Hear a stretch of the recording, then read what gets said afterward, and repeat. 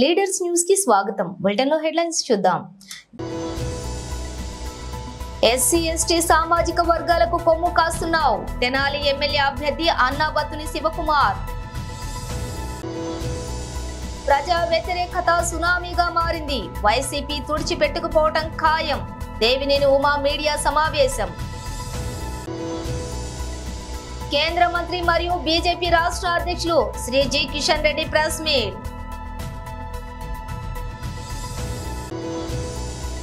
వాహనదారులు traffic signal కూడలి వద్ద గ్రీన్ మ్యాట్ రూఫ్ ఏర్పాటు చేసి ఉపశమనం కలిగించారు. డీటెయిల్స్ చూస్తే ఎస్సీ ఎస్టీ సామాజిక వర్గాలకు కొమ్ము కాస్తున్నావు, నువ్వు అసలు కమ్మోడివేనా అంటూ టీడీపీ కార్యకర్త అసభ్యంగా మాట్లాడాడు.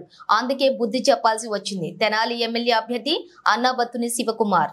ఈ రాష్ట్రంలో జగన్మోహన్ రెడ్డి గారిని ఏదో చేయాలి, వైఎస్ఆర్ పార్టీ ఎమ్మెల్యేలు ఏదో చేయాలి అనే శాడిజంతో ఈరోజు అతను ఆల్కహాల్ కూడా తాగి ఉండాడు. ఆ తాగి ఉండి నేను నా భార్య ఓటేయటానికి వెళ్తుంటే కానీ అసభ్య దోషంతో పక్కన నా భార్య నేను ఉన్నప్పుడు అసభ్య దూషణతో మరి ముఖ్యంగా ఏదైతే ఈ చిన్న కులాల్ని బహిరంగంగా తిట్టాడు. మాలా మాదిగలకు అండగాసే పార్టీ, మైనార్టీలకు అండగాసే పార్టీ, ఇట్లాంటి పార్టీలో ఈ లంజోడుగా అసలు కమ్మాడేనా, వీడు కమ్మాడేనా, ఈ మాటలు సేమ్ వర్డ్స్ నన్ను పట్టుకొని నా భార్య ముందు అక్కడ ఓటర్స్ అందరూ ఉన్నారు, చాలామంది ఉన్నారు, చాలామంది కమ్మాళ్ళే ఉంది, ఎస్సీలు ఉన్నారు, మైనార్టీలు ఉన్నారు. ఎందుకంటే మా ఐతానగర్లో కమ్మాస్ ఉన్నారు, ఎస్సీస్ ఉన్నారు. నేను ఓటేసే బూతు 4 వార్డులు సంబంధించింది. అక్కడ ఎస్సీ ఎస్టీ బీసీ మైనార్టీ కమ్మ వీళ్ళందరూ ఉన్నారు. వాళ్ళందరి ముందే అన్నాడు ఈ లంజా ఆడుకొని నన్ను, అంటే కమ్మాడిని కాబట్టి, ఎందుకంటే అతను నేను ఇద్దరం కమ్మాలమే. ఆ రకమైన భాష వచ్చినప్పుడు ఏంట్రా నువ్వు మాట్లాడేది అని చెప్పి నేను చేయి చేసుకున్నా. నిజమే, ఏంట్రా నువ్వు మాట్లాడింది అని చెప్పి చేయి మీద ఇలా వేసి ఈ రకమైన భాష, ఎందుకంటే ఈ తెనాలి ప్రజలందరికీ తెలుసు నేనేంటి అలాంటి.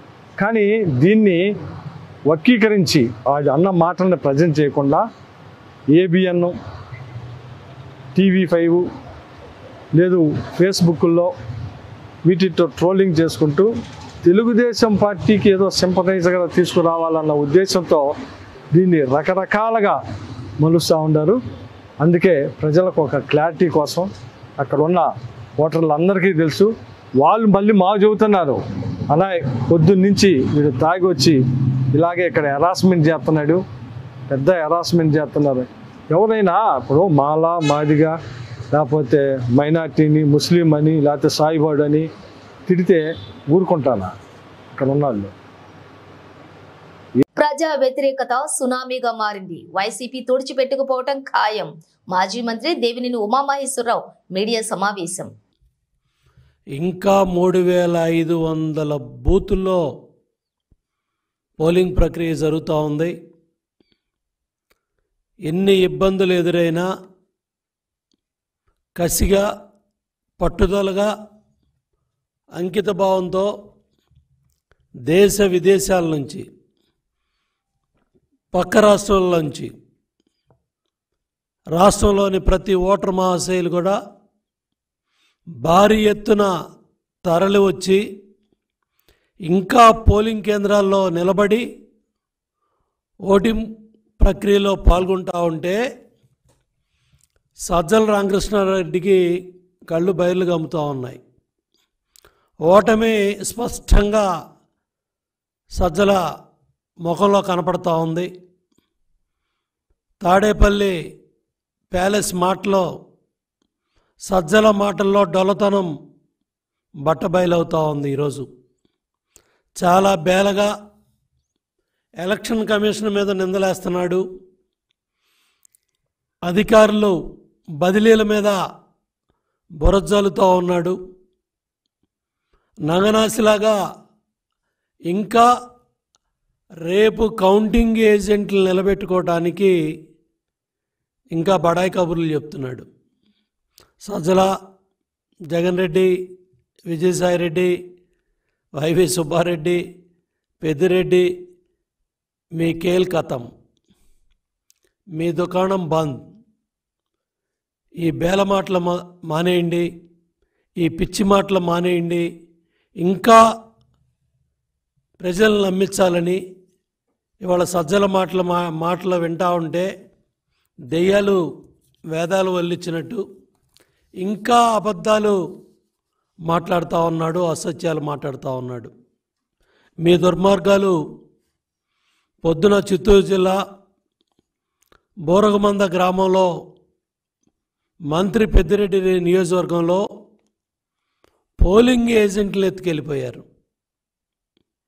మీరు చేసిన పాపాలకి, మీరు చేసిన దుర్మార్గాలకి మీ మాట విన్నందుకు అక్కడ ఎస్ఐ సస్పెండ్ అవుతున్నాడు. అదేవిధంగా మాచర్ల నియోజకవర్గంలో ఎన్ని అరాచకాలు ఈరోజు మీరు చేసింది, ఎన్ని దుర్మార్గాలు, ఎన్ని దాళ్ళు. చివరికి మీ ఎమ్మెల్యేని, మీ అభ్యర్థిని గృహ నిర్బంధం చేసే పరిస్థితి వచ్చింది. ఉరవకొండ 129వ బూత్లో పోలింగ్ అధికారులతో మీ వాళ్ళు వాగ్వాదానికి దిగారు. అన్నమయ్య జిల్లా పొల్లంపేట మండలంలో మా ఏజెంట్ల మీద మీ కార్యకర్తల దాడి. కడప జిల్లా చాపాడు మండలంలో గొలవలూరు గ్రామంలో టీడీపీ ఏజెంట్లను బయటికి లాగి మీరు చేసిన అరాచకాలు చెప్పలేకపోయావా సజల? శ్రీశైలం 4-5 పోలింగ్ కేంద్రాల్లో మీ నాయకులు చేసిన అరాచకాలు. పత్తిపాడు నియోజకవర్గంలో బ్యాలెట్ పేపర్లో మీరు చేసిన అరాచకాలు. పల్నాడు జిల్లా గురజాల దాచేపల్లి మండలంలో పోలింగ్ బూతుల దగ్గర మీ పార్టీ కార్యకర్తల దాడులు. కడప జిల్లా చాపాడు మండలం అనంతపురంలో టీడీపీ ఏజెంట్లను బయటికి లాగిన కార్యక్రమాలు. పల్నాడు జిల్లా సత్తెనపల్లి నియోజకవర్గం రాజుపాలెం మండలంలో కార్యకర్తల మీద మీ నాయకులు చేసిన దాడులు. ఉరవకొండ పయ్యావుల కేసు స్వగ్రామంలో మీ అభ్యర్థి విశ్వేశ్వరరెడ్డి 178 బూత్లో పోలింగ్ ప్రక్రియను ఆపిన కార్యక్రమాలు. నెల్లూరు జిల్లా కమ్మవారిపాలెం గ్రామంలో మీరు అభివృద్ధి చేయలేదని అక్కడ ఎన్నికలనే గ్రామస్తులు బహిష్కరించారు. ఇంకా సిగ్గు లేకుండా అభివృద్ధి గురించి మాట్లాడుతున్నాడు సజల. ఉద్ధరించానని చెప్పి మాట్లాడుతూ ఉన్నావు. ఆ గ్రామంలో ఎన్నికలనే బహిష్కరించేశారు. కడప జిల్లా పొల్లంపేటలో మల్లవారిపాలెంలో మరి వైసీపీ మన తెలుగుదేశం పార్టీ నాయకుడు జడ రాంప్రసాద్ని మీ కార్యకర్తలు దాడులు చేసింది మర్చిపోయావా? నందిగాం నియోజకవర్గంలో మాగలలో మరి టీడీపీ కార్యకర్తల మీద, నాయకుల మీద మీ గొండాలు చేసిన దాడులు. కడప జిల్లాలో భద్రతా పోలీసులు అక్కడ వైఫల్యం చెందితే మీ నాయకులు, కార్యకర్తలు అక్కడ తెలుగుదేశం పార్టీ ఏజెంట్ల మీద చేసిన దాడి. మాచర్ల నియోజకవర్గంలో ఖమ్మంపాడులో జరిగిన గొడ్డళ్ళు, వేటకొడవళ్ళు రహదారి మీద ఆందోళన చేసి మరి అక్కడ అధికారులు వచ్చి, పోలీసులు వచ్చి కంట్రోల్ చేయాల్సిన పరిస్థితి వచ్చింది. అట్లాగే విజయవాడలో కూడా వైసీపీ నాయకులు, గుండాల కనుసన్నల్లో కొంతమంది పోలీసు అధికారులు చాలా అత్యుత్సాహంగా పనిచేశారు. కేంద్ర మంత్రి మరియు బీజేపీ రాష్ట్ర అధ్యక్షులు Shri G Kishan Reddy press meet. అలాంటి ఈ యొక్క ప్రజాస్వామ్య వ్యవస్థలో లోక్సభ ఎన్నికలకు అత్యంత ప్రాధాన్యత ఉంటుంది. ఈ నేపథ్యంలో జరిగినటువంటి ఎన్నికలు చాలా సజావుగా, ప్రశాంతంగా ముగియడము నిజంగా సంతోషకరమైనటువంటి విషయం. ఈ ఎన్నికల్లో మరి అన్ని వర్గాల ప్రజలు స్వచ్ఛందంగా ముందుకొచ్చి వీటిని జయప్రదం చేయడం జరిగింది. ఓటు వేసినటువంటి ప్రజలకు, ఓటింగ్ కార్యక్రమంలో భాగస్వాములైనటువంటి అధికారులకు, రాజకీయ పార్టీ కార్యకర్తలందరికీ కూడా, మీడియా మిత్రులకు అందరికీ హృదయపూర్వకమైనటువంటి ధన్యవాదాలు తెలియజేస్తూ ఉన్నాం. చాలామంది హైదరాబాద్లో సెలబ్రిటీస్ కూడా క్యూలో నిల్చొని ఓటు వేశారు.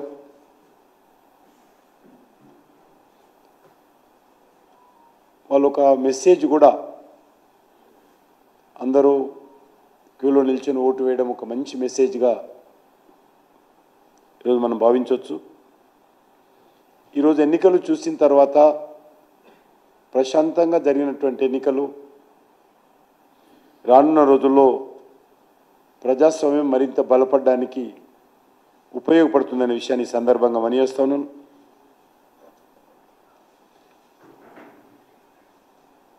ఈసారి పోలింగు 60-62% మించి జరిగింది.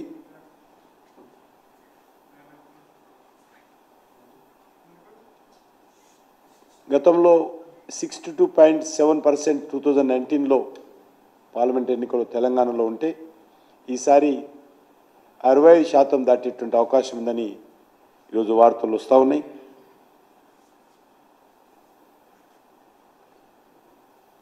బీజేపీ సంబంధించినంత వరకు అన్ని నియోజకవర్గాల్లో మేము ఊహించిన దానికంటే ఎక్కువ ప్రజల నుంచి ఒక సానుకూలమైనటువంటి స్పందన ఈ పార్లమెంట్ ఎన్నికల్లో కనిపిస్తూ ఉంది. ముఖ్యంగా గ్రామీణ ప్రాంతాల్లో ఏ గ్రామానికి కాగా నేను ముందే చెప్పడం జరిగింది. గ్రామాల్లో ఉన్నటువంటి ప్రజలు రాజకీయాలకు అతీతంగా ఈసారి మేము పార్టీని చూడము, పార్టీలను చూడము, మేము మోడీ గారిని చూస్తామనే విధంగా తీర్మానాలు చేశారని చెప్పడం జరిగింది.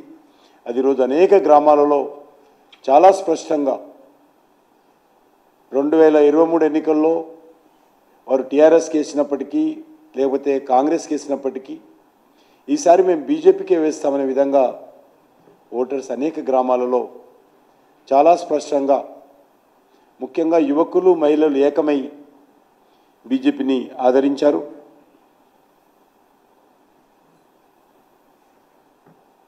పట్టణ ప్రాంతాల్లో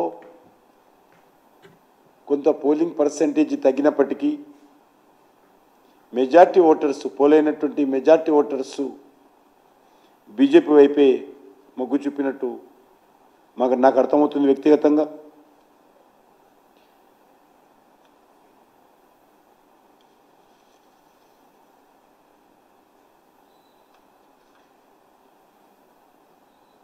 పట్టణ ప్రాంతాల్లో ముఖ్యంగా హైదరాబాద్లో పోలింగ్ పర్సెంటేజ్ తగ్గడానికి అనేక కారణాలు ఉన్నాయి.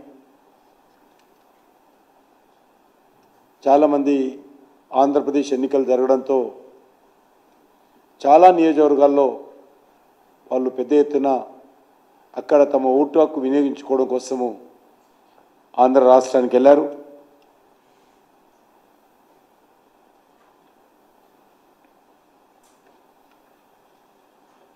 అంతేకాకుండా మరి ముఖ్యంగా రాజకీయ పార్టీ కార్యకర్తలు ముఖ్యమంత్రి గారు కానీ లేకపోతే బీఆర్ఎస్ నాయకులు కానీ ఎంత రెచ్చగొట్టినప్పటికీ ఎక్కడ కూడా ఏ రకమైనటువంటి అవాంఛనీయ సంఘటనలు జరగకుండా కార్యకర్తలు సాధ్యమైనంత వరకు ప్రశాంతంగా ఉన్నారనే విషయాన్ని ఈ సందర్భంగా నేను మనయేస్తున్నాను. అది కాంగ్రెస్ పార్టీ కావచ్చు, లేక మరొక పార్టీ కావచ్చు, బీజేపీ కార్యకర్తలు కావచ్చు, అందరూ సమ్మేళనంతో మరి ఈ యొక్క ఎన్నికల్లో పాల్గొన్నారు. నేను అన్ని రాజకీయ పార్టీలకు కూడా, ఎందుకంటే మనము ప్రత్యర్థులమే తప్ప మన శత్రువులం కాదు. రాజకీయ పార్టీలు ప్రత్యర్థులే. మహంకాళి ట్రాఫిక్ పోలీస్ సిబ్బంది భానుడి భగభగలకు వాహనదారులు ట్రాఫిక్ సిగ్నల్ కూడలి వద్ద గ్రీన్ మ్యాట్ రూఫ్ ఏర్పాటు చేసి ఉపశమనం కలిగించారు. ఆర్పీ రోడ్, శాటిలైట్ చౌరస్తా ఏర్పాటు చేసిన గ్రీన్ మ్యాచ్ రూఫ్ అందరినీ కూడా ఆకర్షిస్తూ ఉంది. ఈ ఏర్పాటు ఒక ప్రాంతానికే పరిమితం కాకుండా సిటీలోని అన్ని ప్రధాన కూడలి వద్ద ఏర్పాటు చేయడం వాహనదారులకు ఉపశమనం కలిగి ఎండ తీవ్రతకు ఇబ్బంది పడకుండా ఉంటారని అంటున్నారు.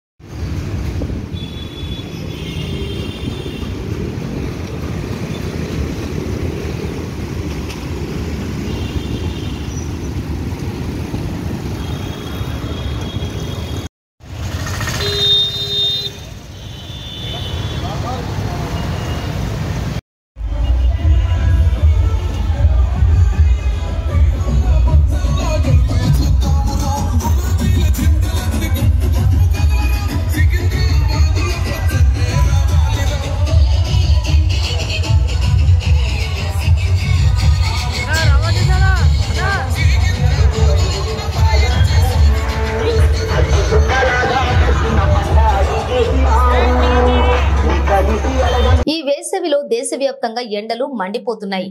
వడగాలులు ఉక్కపోతతో ప్రజలు అల్లాడిపోతున్నారు. ఈ సమయంలో వాతావరణ శాఖ చల్లటి కబురు చెప్పింది. ఈ ఏడాది కాస్త ముందుగానే దేశంలోకి నైరుతి రుతుపవనాలు ప్రవేశిస్తాయని ప్రకటించింది. మరో 5 రోజుల్లో అంటే ఈ నెల 19 కల్లా దక్షిణ అండమాన్ నికోబార్ దీవులు ఆగ్నేయ బంగాళాఖాతంలోకి రుతుపవనాలు ప్రవేశిస్తాయని తెలిపింది. మరోవైపు దక్షిణ కర్ణాటక నుంచి వాయువ్య మధ్యప్రదేశ్ వరకు కూడా ఉపరితల ద్రోణి విస్తరించింది. దీని ప్రభావంతో ఏపీలోని పలు ప్రాంతాల్లో పిడుగులతో కూడిన వర్షాలు కురుస్తాయని అమరావతి వాతావరణ శాఖ తెలిపింది.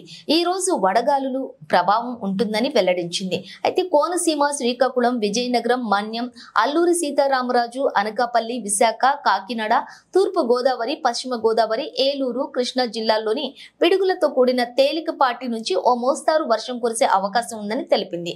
నిన్న పలు జిల్లాల్లో వర్షం కురిసింది. ప్రకాశం జిల్లా బల్లిపల్లిలోని అత్యధికంగా 79 మిల్లీమీటర్ల వర్షపాతం నమోదైంది. ఏలూరు జిల్లా జీలుగుమిల్లిలోని 41.2 డిగ్రీల గరిష్ట ఉష్ణోగ్రత నమోదైంది.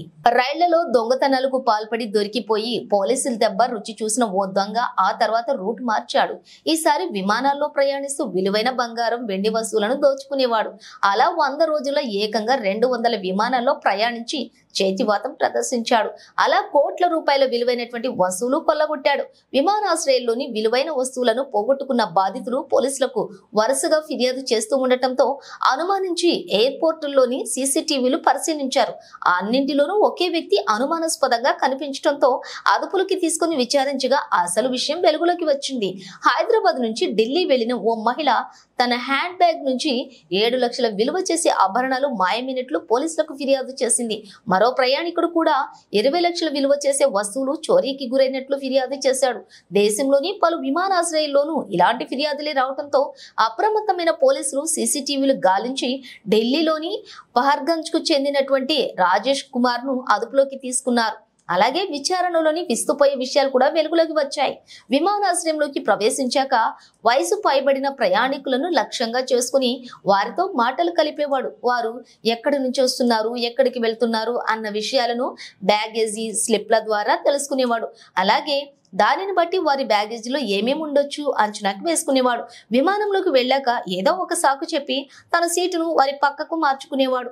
ప్రయాణికులు ఇంకా లోపలికి వస్తున్నటువంటి సమయంలో అతను చూసి బ్యాగేజీ సర్దుతున్నట్లుగా నటించి సామాన్లు కొట్టేసేవాడు. తెలంగాణలో భారతీయ జనతా పార్టీ కార్యకర్తలు, నాయకులు, పార్టీని అభిమానించే లక్షల మంది అభిమానులు, అనేక సంఘాల నాయకులు నిరంతరంగా ఎర్రటి ఎండను కూడా లెక్క చేయకుండా ఏమున్నా లేకున్నా కష్టాలు వచ్చినా కూడా ఆ కష్టాలకు వచ్చి దేశవ్యాప్తంగా నరేంద్ర మోడీని మళ్లీ ప్రధానిని చేయాలన్నటువంటి స్లోగన్ పునికి పుంజుకున్న తెలంగాణ ప్రజానికం ఎక్కడికక్కడ వాళ్లకు వాళ్లే పట్టుపట్టి జుట్టుగట్టి భారతీయ జనతా పార్టీని గెలిపిస్తున్న తరుణంలో మీ అందరికీ శుభాకాంక్షలు తెలియజేస్తున్నాను. అమిత్ షా తొలి మీటింగ్ లోనే 17 సీట్లలో 12 సీట్లు బీజేపీ గెలవబోతోందని చెప్పారు. ఇవాళ చూసిన పరిస్థితిని బట్టి తూచా తప్పకుండా 12 సీట్లు పైబడి భారతీయ జనతా పార్టీ గెలుస్తుంది అని చెప్తున్నాను. రేవంత్ రెడ్డి ఎన్నికల నిబంధనలు ఉల్లంఘించి మాట్లాడుతున్నారు. కాంగ్రెస్ పార్టీ ఓడిపోతుందన్న ఫ్రస్ట్రేషన్ లో వారు మాట్లాడిన మాట ఆక్షేపణీయంగా ఉంది. 2014లో కాంగ్రెస్ పార్టీ మోడీ దేశానికి ప్రధానమంత్రి అయితే దేశం విచ్ఛిన్నమవుతుందని ఏదైతే మాట్లాడారో ఆ మూర్ఖపు వాదన తప్పని తేలినా మళ్లీ అరిగిపోయిన రికార్డుల 2024లో కూడా ఆ మాట మాట్లాడడం ఆయన అజ్ఞానానికే నిదర్శనమని చెప్పి భావిస్తూ ఉన్నాం. ఇలాంటి అజ్ఞానపు మాటలు ఒక ముఖ్యమంత్రి హోదాలో ఉండి మాట్లాడడం అనేది తగదు. తప్పకుండా రాబోయే కాలంలో మూల్యం చెల్లించుకోక తప్పదని హెచ్చరిస్తూ ఉన్నాను. తప్పకుండా ఇవాళ వాతావరణం బట్టి చూస్తే బయట వచ్చేటువంటి సర్వే రిపోర్ట్స్ ఏమో ఒక రకంగా ఉన్నాయి, కానీ ప్రజలు మాట్లాడుకున్నటువంటి భాష, ప్రజలు వ్యక్తం చేస్తున్న అభిప్రాయం ప్రకారం మాత్రం 12 సీట్లు పైబడి భారతీయ జనతా పార్టీ గెలుస్తుందని చెప్పి చెప్తా ఉన్నారు. రేపటి భారతీయ జనతా పార్టీ ఈ రాష్ట్రంలో జెండా ఎగరడానికి పెద్ద సంకేతంగా మేము భావిస్తూ ఉన్నాం. దీనికి అనేక మంది సహకరించారు. ప్రభుత్వ ఉద్యోగులు కావచ్చు, పోలింగ్ ప్రక్రియలో పాల్గొన్నటువంటి సిబ్బంది కావచ్చు, పోలీసు యంత్రాంగం కావచ్చు, ఇలా అనేక మంది సహకరించినందుకు వారందరికీ కూడా పేరు పేరున ధన్యవాదాలు తెలియజేస్తూ, తర్వాత రేవంత్ రెడ్డి గారు ఎన్నికల నిబంధనలను ఉల్లంఘించి వారు మాట్లాడిన మాట ఫ్రస్ట్రేషన్లో, అంటే 100% కాంగ్రెస్ పార్టీ ఓడిపోతుందనేటువంటి ఫ్రస్ట్రేషన్లో వారు మాట్లాడిన మాట ఆక్షేపణీయంగా ఉంది. నేను అంటున్నా, 2014లో కాంగ్రెస్ పార్టీ మోడీ గారు దేశానికి ప్రధానమంత్రి అయితే దేశం విచ్ఛిన్నమైందని ఏదైతే మాట్లాడినరో ఆ మూర్ఖపు వాదన తప్పని తేలిందో మళ్ళీ అదే అరిగిపోయిన రికార్డుని అదే పాడిందే పాడరా పాస్పల దాస్ అన్నట్టుగా మళ్ళీ 2024లో కూడా ఆ మాట మాట్లాడేటువంటిది ఆయన అజ్ఞానానికి నిదర్శనంగా భావిస్తూ ఉన్నాం. ఇట్లాంటి పిచ్చి మాటలు ఇట్లాంటి అజ్ఞానపు కామెంట్స్ ఒక ముఖ్యమంత్రి హోదాలో ఉండి మాట్లాడేటువంటిది తగదిది. దానికి తప్పకుండా రాబోయే కాలంలో మూల్యం చెల్లించుకోక తప్పదు కాంగ్రెస్ పార్టీ అని చెప్పి రేవంత్ రెడ్డి గారు కూడా మూల్యం చెల్లించుకోక తప్పదని చెప్పి హెచ్చరిస్తా ఉన్నాం. జవహర్ నగర్ మున్సిపల్ కార్పొరేషన్ పరిధిలోని ఆర్మీ డెంటల్ కాలేజ్ ప్రధాన రహదారిపై అక్రమ నిర్మాణాలు చేపట్టినప్పటికీ అధికారులు సమన్వయ లోపం అక్రమార్కులకు వరంగా మారింది. అక్రమ నిర్మాణాలను ఎంత మాత్రం ఉపేక్షించేది లేదని ప్రభుత్వం చెబుతున్నా హెచ్ఎండిఏ అధికార రమణారెడ్డి కూల్చివేతలపై పలు అనుమానాలు వెల్లువెత్తుతున్నాయి. ఈ యొక్క కూల్చివేతపై పెద్ద మొత్తంలోని ముడుపులు కూడా అందాయని, ఇంకోటి ఏదో తప్పు ప్రజలు పలు అనుమానాలు కూడా వ్యక్తం చేస్తూ ఉన్నారు. ఎన్నికల వేళ ఎవరు పట్టించుకోరని చెప్పి భావించిన కొందరు ఆ అక్రమార్కులకు అడ్డు అదుపు లేకుండా అక్రమ నిర్మాణాలు చేపడుతూ ఉన్నారు. బులెటిన్ ముగించే ముందు హెడ్లైన్స్ మరోసారి. ఎస్సీ ఎస్టీ సామాజిక వర్గాలకు కొమ్ము కాస్తున్నావు, తెనాలి ఎమ్మెల్యే అభ్యర్థి అన్నాబత్తుని శివకుమార్. ప్రజా వ్యతిరేకత సునామీగా మారింది, వైసీపీ తుడిచిపెట్టుకుపోవటం ఖాయం, దేవినేని ఉమా మీడియా సమావేశం. కేంద్ర మంత్రి మరియు బీజేపీ రాష్ట్ర అధ్యక్షులు Shri G Kishan Reddy press meet.